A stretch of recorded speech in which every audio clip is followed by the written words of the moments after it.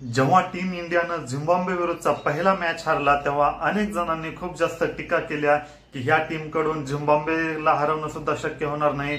रोहित शर्मा, विराट कोहलीनं उगाच लवकर रिटायरमेंट घेतली, अशा प्रकारच्या टीका झाल्या. परंतु कालचा मॅच जिंकून म्हणजेच 3 मॅच पैकी 2 मॅच जिंकून भारतानं दाखवून दिलं की आपली पूर्णपणे जरी नवीन टीम असेल तरी दुसऱ्या टीमला ती सुद्धा भारी पडू शकते. आणि मेन टीम जर आपली झिम्बाब्वेला गेली असती तर त्यांची काय अवस्था केली असती हे आपल्याला पण माहित आहे.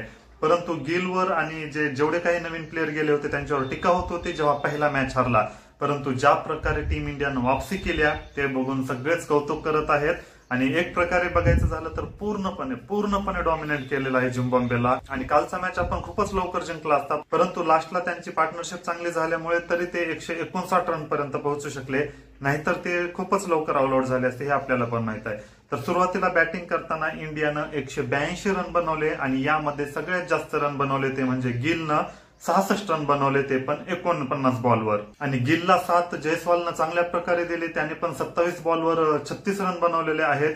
आणि सगळ्यात महत्वाचं म्हणजे ऋतुराज गायकवाडनं 4 नंबरला येऊन पण 49 रन बनवले, ते पण फक्त 28 बॉलवर. आणि मागच्या मॅच मध्ये ज्याने शतक केलं होतं म्हणजेच अभिषेक शर्मानं अवघ्या 10 रन बनवल्या, ते पण 9 बॉलमध्ये. ठीक आहे, आता अभिषेक शर्मा ओपनर आहे, जर तुम्ही त्याला 3 नंबरला पाठवताय तर जेव्हा बॅटिंग पोझिशन चेंज होते तेव्हा बऱ्याच वेळेस कन्फ्युजन होतं किंवा रन बनवू शकत नाही. म्हणून ज्याची जी पोझिशन असते त्याला त्याच पोझिशनवर बॅटिंग करू द्यायला पाहिजे. परंतु मेन म्हणजे आता इंडियामध्ये प्रॉब्लेम काय झालाय, 4 ते 5 ओपनर झालेत.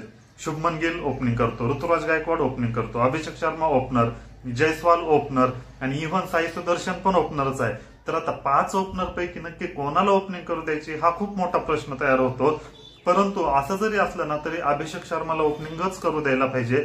ज्या प्रकारे त्यानं मागच्या मॅचला सेंचुरी केली आणि ते पण फक्त 46 बॉलमध्ये, त्याची ती पारी बघून कमीत कमी त्याला ओपनिंगच करू द्यायला पाहिजे होती असं मला वाटतं. यावर तुमचं काय म्हणणं आहे तुम्ही कॉमेंटमध्ये सांगू शकता.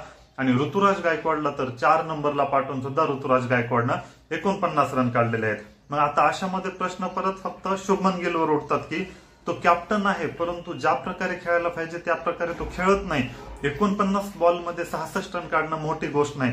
T20 मध्ये आपल्याला स्ट्राईक रेट कमीत कमी 150चं पाहिजे आणि शुभमन गिलचं स्ट्राईक रेट फक्त 130 ते 35च्या आसपास चालत होतं. तर जसं की लास्टच्याच मॅचचं तुम्हाला माहित आहे की अभिषेक शर्मा पण 30 बॉलमध्ये फक्त त्याच्या 41 रन होत्या आणि 33 बॉलमध्ये 50 झाली होती, पण पुढच्या 13 बॉलमध्ये त्यानं सेंचुरी केली.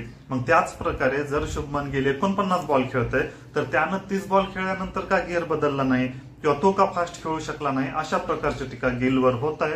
आणि सगळ्यात महत्वाचं म्हणजे जर शुभमन गिल कॅप्टनच नसता तर त्याची ओपनिंगला जागाच बनली नसती असं पण बऱ्याच जणांचं म्हणणं आहे. कारण ऋतुराज गायकवाड फॉर्म मध्ये आहे, अभिषेक शर्मानं सेंचुरी केली त्यामुळे तो पण फॉर्म मध्ये आहे आणि यशस्वी जयस्वालला ओपनिंग शिवाय दुसरा पर्यायच नाही. तर यशस्वी जयस्वाल आणि ऋतुराज गायकवाड किंवा अभिषेक शर्मा यांना ओपनिंग करू द्यायला पाहिजे होती. आणि एकदा शुभमन गिलनं असं म्हटलं पण होतं की मला 3 नंबरला खेळायला आवडेल. मग जर तुम्हाला 3 नंबरला खेळायला आवडतं तर मग तुम्ही ओपनिंग का केली, अशा प्रकारचे प्रश्न उठत आहेत. तर ओव्हरऑल इंडियानं 182 रन काढल्या होत्या. त्यानंतर झिम्बाब्वे बॅटिंग करायला आली तेव्हा एक वेळेस त्यांचे 116वर 6 विकेट होते. तर असं कुठंतरी वाटत होतं आता 10-12 रन मध्ये ते ऑल आउट होऊन जातील. परंतु त्यानंतर मायर्सनं पारीला खूप चांगल्या प्रकारे सांभाळलं आणि शेवटी 159 पर्यंत झिम्बाब्वे गेली. आणि बॉलिंगचं बघायचं झालं तर वॉशिंग्टन सुंदर या सिरीज मध्ये खूप जास्त इम्प्रेस करत आहे. जडेजाची परफेक्ट रिप्लेसमेंट म्हणून त्याच्याकडे बघितलं जात आहे. त्यानं अवघ्या 15 रन देऊन 3 विकेट घेतलेले आहेत.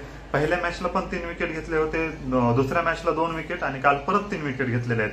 तर वॉशिंग्टन सुंदरचा फॉर्म एक्स्ट्रा ऑर्डिनरी ह्या सिरीज मध्ये चालत आहे आणि जर तो असाच खेळत राहिला तर नक्कीच जडेजाची रिप्लेसमेंट आपल्याला भेटू शकते. तर ओव्हरऑल बाकी काही का असणार तर इंडियानं 3 पैकी 2 मॅच जिंकलेले आहेत आणि अजून 1 मॅच जिंकला तर सिरीज आपलीच होणार आहे. गिलच्या नेतृत्वाखाली आपण ही सिरीज आरामशीर जिंकू शकतो.